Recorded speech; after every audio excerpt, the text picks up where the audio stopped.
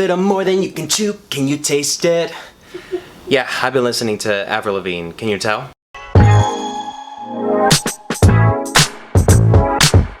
What it is, Optimists? Welcome back to the channel. I'm your host Frank, and here we talk about movies and TV shows, and today we're going to be talking about Renfield, so let's get to it. So before getting into it, I will have to issue the usual spoiler warning because I will be spieling everything that I saw yesterday at the movie theater because I just had a blast. If you're someone who also loves horror but also like to mix it up with like comedy and action, then this is definitely the movie that it's worth going to and watching. The story follows Renfield, who I cannot really remember the full name, who just has enough with Count Dracula, his master, and he is the henchman of Count Dracula, in other words, his familiar. Where on one side we learned that he also possesses the same immortality, I mean not just the immortality, but powers also, where all he has to do is just consume life, and the simplest consumption of life that he takes is by simply eating insects. And as a result, he gains these massive agility, speed, and strength, basically like drinking a small ounce of super soldier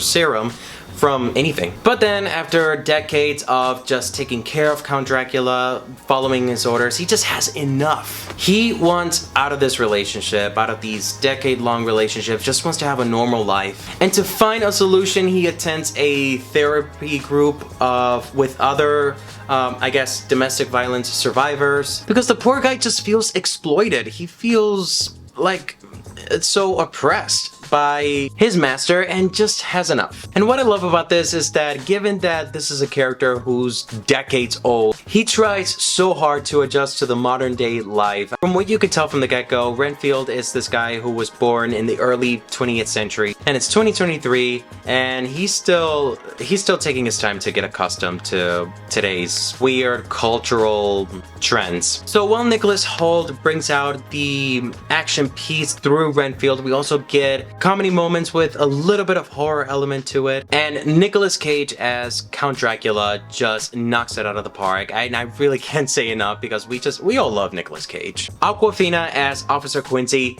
carries out the comedy throughout the movie, and it's what makes the movie a lot more enjoyable. Honestly, I found myself laughing like every 5 minutes along with the audience, and you could just tell that everybody else along with you is enjoying it. Now I will say this, the movie as a whole kind of has this illusion of like what it's like to live in an abusive and toxic relationship and how to get out of it. Where you admit to yourself, if you are a survivor of an abusive relationship, that you're a codependent and that your job is really to reclaim your power, your own self, and be more in control of the choices you make. I mean, that's simply what the whole plot is about. It's about Renfield just reclaiming his own independence and just beat it.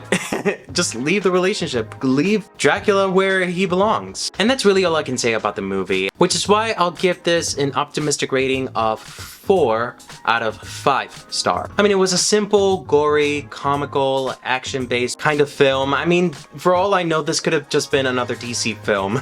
I mean, it only makes sense with Renfield as like a new superhero, because there was a sequence within the movie where he practically did act it as a hero and saved Officer Quincy. I mean, if that's the case, that begs the question, is there like a comic book out there about Renfield? If anybody knows out there, let me know, because I'm interested in reading it. So go ahead, leave a like and a comment, tell me what you thought about the movie, and that's basically it. So until next time, guys, stay cool, stay safe, keep supporting your local movie theaters, and keep watching movies the way they were meant to be watched, because it's always better when you watch together.